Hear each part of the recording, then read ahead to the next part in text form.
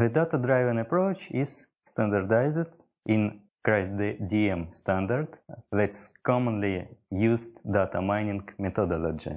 It was developed by several companies, SPSS, Teradata, Daimler AG, and others in 1999. The CRISP-DM highlights 6 major steps of the data-driven modeling.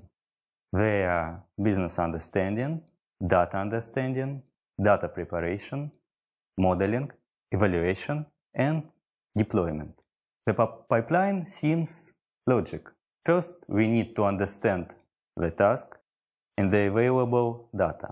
The raw data are usually dirty. They contain mistakes, missing values, outliers, inconsistencies, and we need to preprocess them. Also, we can use some task-specific preprocessing methods. Then we construct the machine learning model and evaluate its performance. If the performance is acceptable, then we deploy the model in the information system. And if the performance is low, then we return to the stages of task and data understanding. Here is machine learning pipeline that realizes the CRISP-DM standard. In the training phase, we use the training data, preprocess them, extract the features, learn the model, and estimate its accuracy. As a result of the training phase, we obtain a trained model. At the prediction phase, we apply the trained model obtained at the training phase to data. The data should be also preprocessed using the same algorithm as it was in the training phase. Then the features should be extracted. We also use the same extraction algorithm. And the features are passed to the input of the trained model. The model gives some results that may be post-processed. For example, if we need a class label and the model's outputs are the class probabilities, the post-processing may be a simple selection of a label that corresponds to maximum probability. The pre-processing and post-processing algorithms are usually task-specific.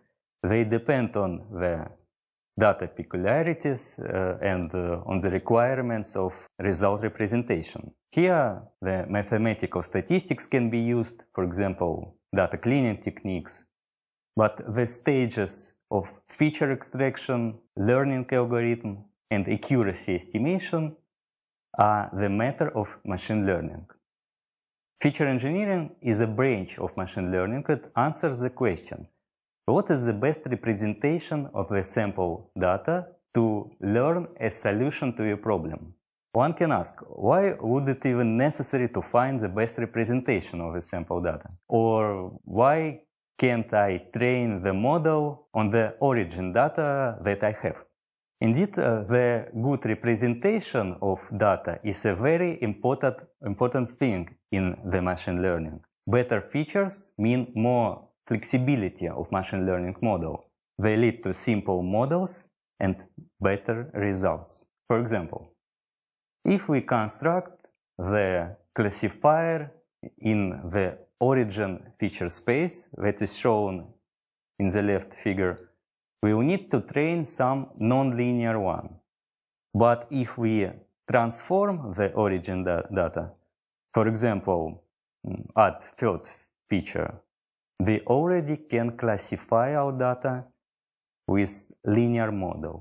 The linear models are more robust, they are easier to train, and they usually have less number of adjustable parameters. So we obtain the more stable and robust solution.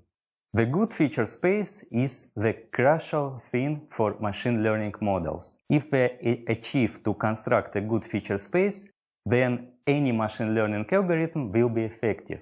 But if we work in bad feature space, there probably will be difficulties with model selection and with learning the stability of the learned models. Some researchers say that the feature engineering is a real machine learning, because as soon as we have a good feature space, we really don't need machine learning anymore. We just use some common model like logistic regression or decision trees to achieve good accuracies. Other important stage of the machine learning pipeline is accuracy estimation. It's important because of the data-driven manner of machine learning models. If we use model-based approach to modeling, we usually don't need to estimate the accuracy of the model constructed.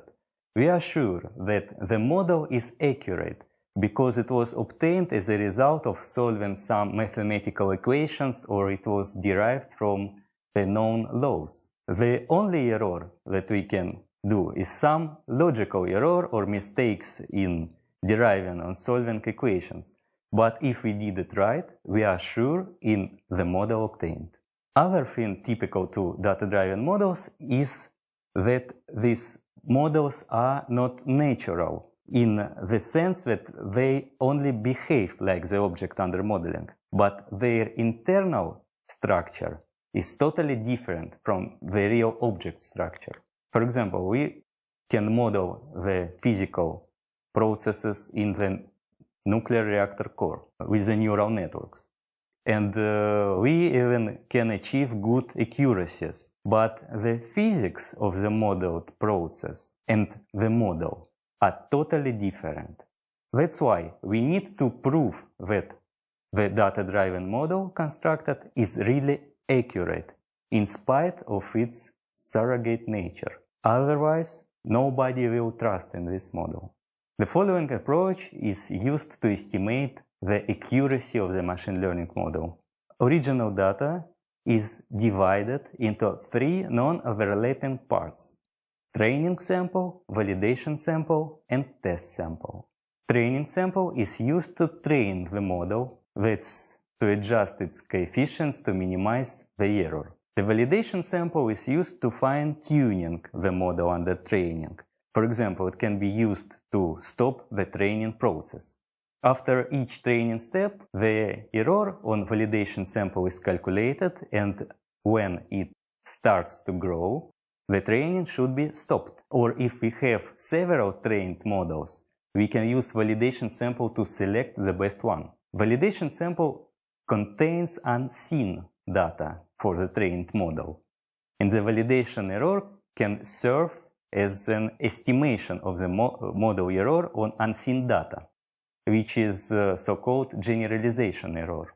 But since we have already used the validation data to fine-tuning or selection the trained model, it have already become a part of the training process, and the validation error is not objective estimation of the generalization error anymore. For the objective estimation of the generalization error, the test sample is used. Its data totally hidden from the training process, and it's used only once after training. If the test error is acceptable, then we can conclude that the model has good generalization capabilities and deploy it. But if the test error is high, then we return to the process of task understanding. The proportion of training, validation, and test samples are usually 60, 30, and 10% respectively. So, almost a half of the available data are used to estimate the accuracy of machine learning model.